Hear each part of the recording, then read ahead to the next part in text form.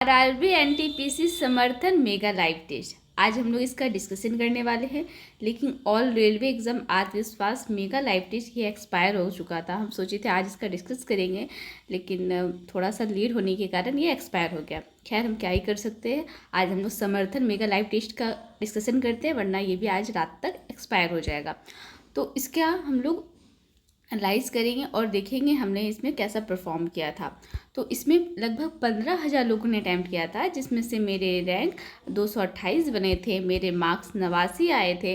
और जो मेरी गलतियां हैं, आपको तो पता है मेरी गलती बहुत हो जाती है, तो यहाँ पे 8 गलती हुई थी। और अगर लीडर बोर्ड के बारे में बात करें तो जो रवि रंजन हैं उनके 97 आया था। इनसे हमें मोटिवेशन लेना है और इम्प्रूव करते रहना है। और हम लोग बता दें कि यहाँ पे हम लोग आरआरबी एनटीपीसी की तैयारी कर रहे हैं, साथ में अदर प्लेटफॉर्म जैसे ऑलिव बोर्ड RWA, इसका हम लोग लाइव मॉक टेस्ट बनाते हैं, अपने मार्क्स शेयर करते हैं। साथ ही टेक्स्ट बुक का हम लोग PYP भी बना रहे हैं और जो एडवांस लेवल सेट है उससे भी सॉल्व कर रहे हैं।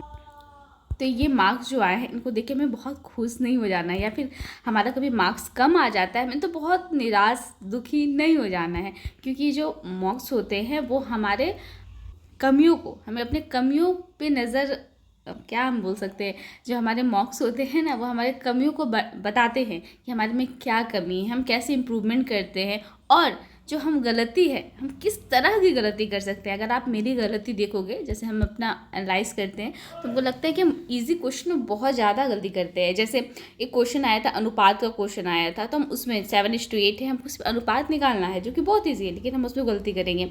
हम बहुत सारे ईजी क्वेश्चन में गलती कर जाते हैं, पता नहीं ये हो जाता है मेरे से। तो ये सब तो एक्सक्यूज़ कोई सुनेगा नहीं, तो इस कारण हमें ये सब पे इम्प्रूव करना है। अपनी हर गलती को समझ लेना है कि हम इस तरह की गलती कर सकते हैं, इस कारण उसमें हम 2 सेकेंड एक्स्ट्रा देंगे, 5 सेकेंड एक्स्ट्रा देंगे, लेकिन हम उसे सही करके जाएंगे। तो इसी से हम एनालाइज करते करते ये सब सीख रहे हैं, जो कि हम आपको बता सकते हैं। तो चलिए इसका स्टार्ट करते हैं। पहले हम लोग जीके सेक्शन करेंगे, फिर अगर टाइम मुझे मिलेगा तो हम फुल सेट सेक्शन भी कर लेंगे।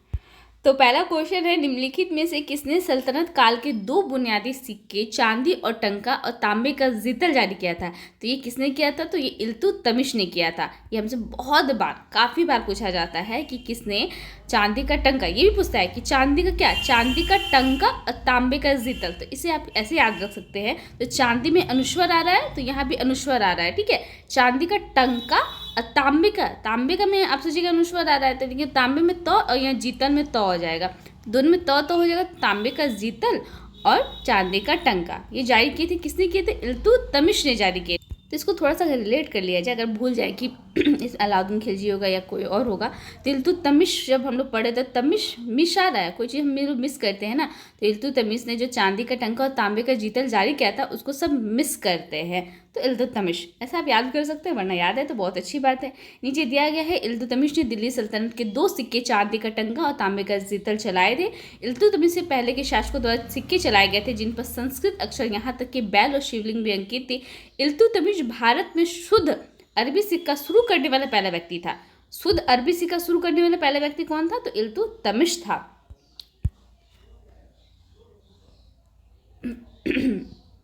और नीचे दिया भी क्या है, ये सब हम लोग पढ़ सकते हैं, एक्स्ट्रा इन्फॉर्मेशन है। फिर है, पाल, प्रतिहार और राष्ट्रकूट ने निम्नलिखित में से किस नगर पर नियंत्रण के लिए युद्ध में भाग लिया था? तो पाल, प्रतिहार और राष्ट्रकूट ने किस पे किया था? तो कन्नौज पर। तो इसे अगर रिलेट कर लिया जाए तो पाल, हम लोग पालन पोषण कैसे होगा? कन्नौज हम लोग कन रुपीज़ जमा करके, कन पैसे जमा करके माँ बाप हमें पालन पोषण करते हैं। प्रतिहार हमें सिखाते हैं कि बेटा तुम हार नहीं मानो और राष्ट्र में अच्छे से रहो। तो राष्ट्र, प्रतिहार, अपाल, ये सबका किस नगर पर नियंत्रण के युद्ध में भाग लिया था? तो ये कन्नौज पे लिया था। ऐसे ये इजी होता है, सबको याद रहता है। नीचे दिया भी क्या है, फिर है, एक रॉकेट पृथ्वी के गुरुत्वाकर्षण बल से बचने में सक्षम है, यह उदाहरण है। तो रॉकेट का जो उदाहरण होता है न्यूटन का तीसरा नियम। एक रॉकेट पृथ्वी के गुरुत्वाकर्षण बल से बचने में सक्षम है, तो ये जो होता है न्यूटन का तीसरा हम लोग तीसरा पढ़ते, तीसरा तो टी, तीसरा 3 तो टी है ना, 3 तो टी साउंड है ना, 3 टी ऐसा साउंड आ रहा है। तो यहाँ पे हम लोग न्यूटन का तीसरा नियम होता है रॉकेट जब उड़ाएंगे ना, रॉकेट जब उड़ जाएगा तो हम लोग क्या करेंगे, खुशी से देखेंगे और साथ में टी पिएंगे। तो तीसरा नियम, ऐसे तो ये याद रहता है, लेकिन फिर भी कन्फ्यूजन ना हो इस कारण हम रिलेट कर लेते हैं।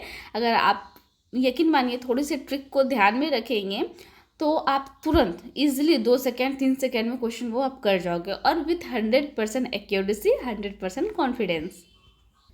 फिर है निम्नलिखित आर्थिक सर्वेक्षण 2024 से 25 के अनुसार वित्तीय वर्ष 2026 में भारत के लिए अनुमानित जीडीपी विकास दर क्या थी? तो ये थी 63। ये तो हम रिलेट किए थे, तो आपको याद होगा। अगर आपको याद नहीं है तो हम बता देते हैं कि हम ऐसे रिलेट किए थे। 2026 को हम क्या बोलते हैं? 26 तो छवि, 26 हम लोग क्या समझते हैं? किसी की छवि, पर्सनैलिटी। 63 से 68, 63 को हम लोग क्या बोल रहे थे? 63 को 63 तो टी शर्ट। तो हमारी छवि जो होती है, अपनी छवि को कैसे प्रेजेंट करते हैं? कोई भी लोग टी शर्ट पहनते हैं, बोलते यार उसका टी शर्ट अच्छा लग रहा है, तो अपनी छवि को अपने टी शर्ट से प्रेजेंट करने हैं कि हाँ वो टी शर्ट पहन रहा है, तो उस पर वो टी शर्ट अच्छा लग रहा है, ऐसे थोड़ा सा डिलीट कर रहे हैं, ठीक है। और 68 को असर, हमारी जो छवि है ना, उसका बहुत असर होता है। हमारी कैसी पर्सनैलिटी, हम कैसे बात करते हैं, कैसे हमारा दूसरे के साथ व्यवहार होता है, उसका बहुत असर होता है। 68 तो असर। तो जैसे हम लोग देखेंगे 2026 में पूछा है जीडीपी, तो 26 में क्या हम लोग छवि कैसे हम लोग को समझ में आती है? हम अगर टी शर्ट अच्छा पहनेंगे तो वैसे छवि अच्छी जाएगी, ये सब रिलेट कर रहे हैं। और असर, उसका असर होगा तो 63 से 68। अगर आपको ऐसे रट के याद हो सकता है तो कर लीजिए।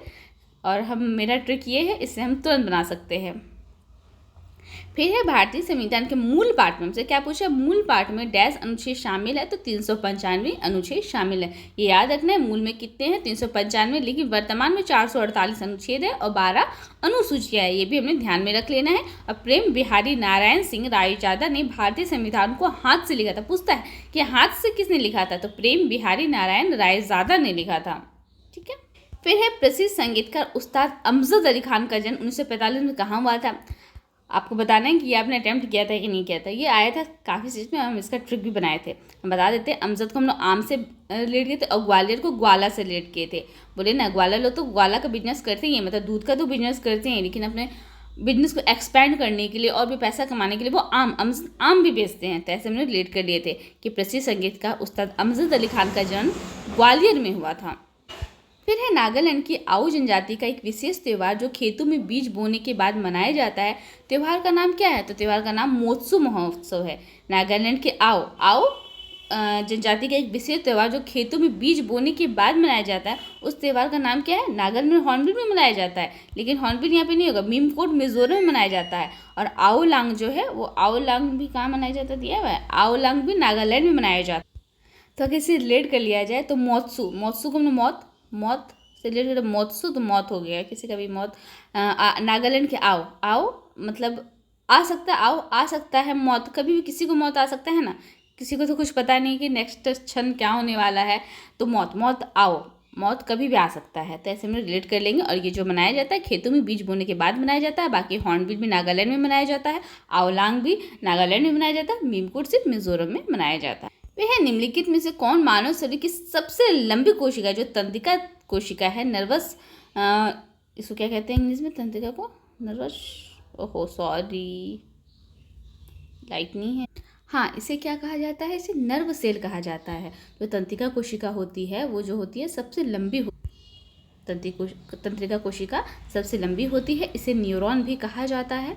ये संरचनात्मक और कार्यात्मक इकाई है, ठीक है, ये हमें याद रखना है, इंपॉर्टेंट होता है।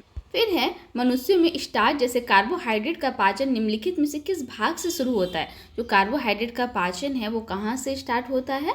तो वो हमारा मुख गुहा से ही स्टार्ट हो जाता है। तो हम लोग 4 नंबर पे टिक कर देंगे। स्टार्च जैसे कार्बोहाइड्रेट का पाचन कहाँ से हो जाएगा? तो मुख से ही, बकल कैविटी से ही स्टार्ट हो जाता है। बाकी नीचे दिया गया है डायग्राम, हम इसे देख सकते हैं और याद रख सकते हैं। फिर है जल जीवन मिशन को पूर्ण करने के लिए क्या लक्ष्य निर्धारित किया गया है? अगर आपको याद होगा तो हम इसको ट्रिक से रिलेट किए थे कि ये सबसे पहले 5 साल का होगा, ठीक है। तो ये तो नहीं हो रहा है 5 साल, ये 18/4/22 हो रहा है, फिर 20 से 24 हो रहा है। ये हम लोग को कितना साल हो जा रहा है? 5 साल हो जा रहा है। तो ऐसे यहाँ पे हम लोग रिलेट किए थे, तो हम लोग 4 नंबर पे तुरंत टिक कर देंगे। बाकी और रिलेट किए थे कि जल जीवन मिशन, जल हमको क्या जरूरत था? 24 घंटा मुझे जल की जरूरत पड़ती है ना, 24 घंटे जरूरत पड़ती है। और हम लोग बोले थे कि ये 5 साल तक रहेगा। तो हम लोग 2019 से 2024 पर टिक करेंगे। जल जीवन मिशन ये जो था 15 अगस्त 2019 को लॉन्च किया गया था और मिशन कलर 2024 तक भारत के सभी ग्रामीण घरों में जल से नल की आपूर्ति को करना था।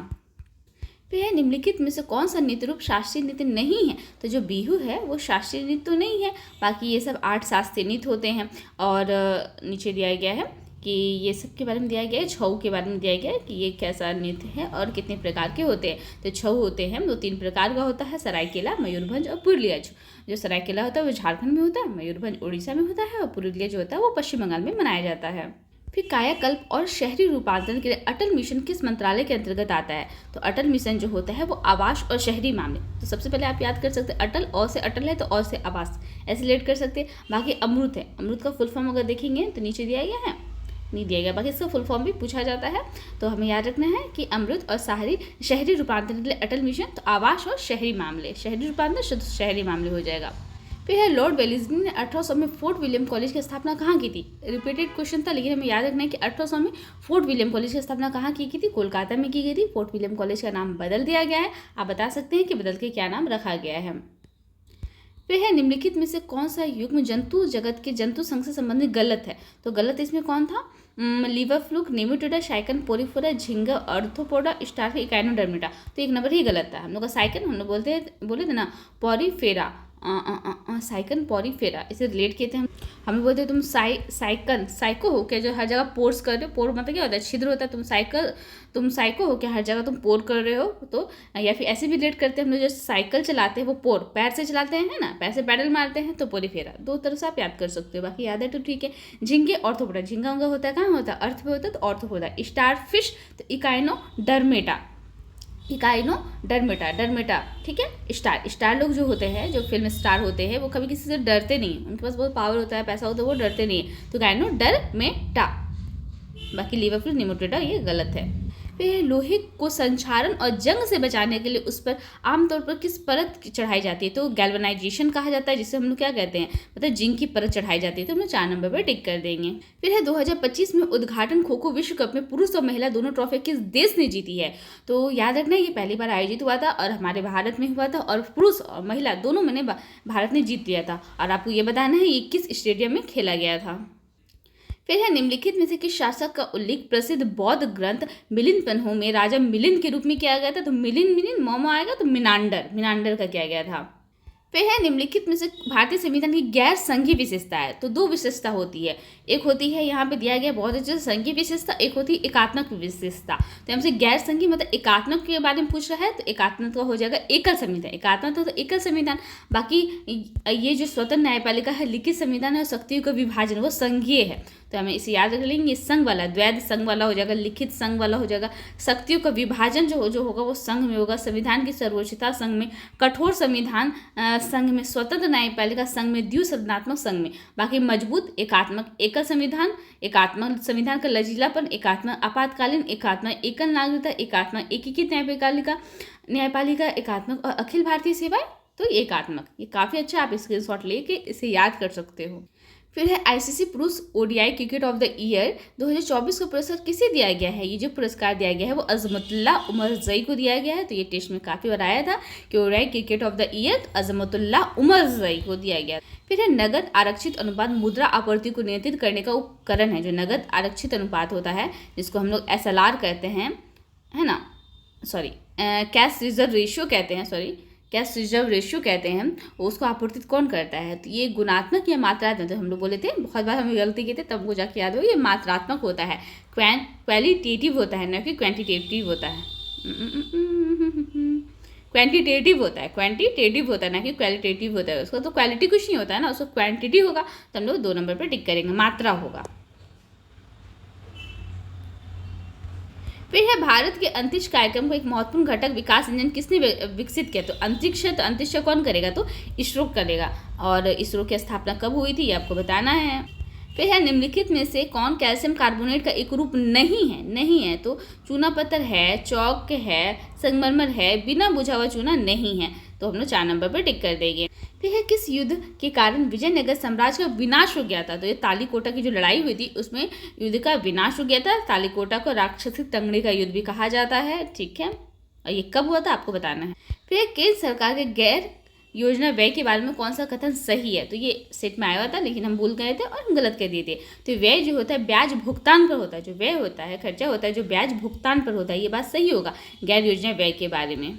फिर है निम्नलिखित में से किस शहर को पहले और चौथे जैन तीर्थंकर के जन्म स्थान के रूप में जाना जाता है? पहला और चौथा, तो ये दोनों का जन्म हुआ था अयोध्या में हुआ था। पहले का नाम क्या था, नीचे दिया गया है। पहले तीर्थंकर है ऋषभदेव है, जिनका जन्म अयोध्या में हुआ था।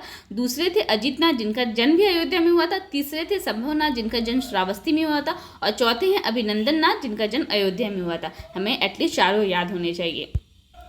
फिर है निम्नलिखित में से महत्वपूर्ण नदी में से कौन सी नदी पश्चिमी घाट से नहीं निकलती है। जो महानदी है वो पश्चिमी घाट से नहीं निकलती। कावेरी निकलती है, गोदावरी निकलती है और कृष्णा निकलती है। पश्चिमी को हम लोग पछताना बोलते हैं। कृष्ण भगवान कभी भी नहीं पछताते हैं।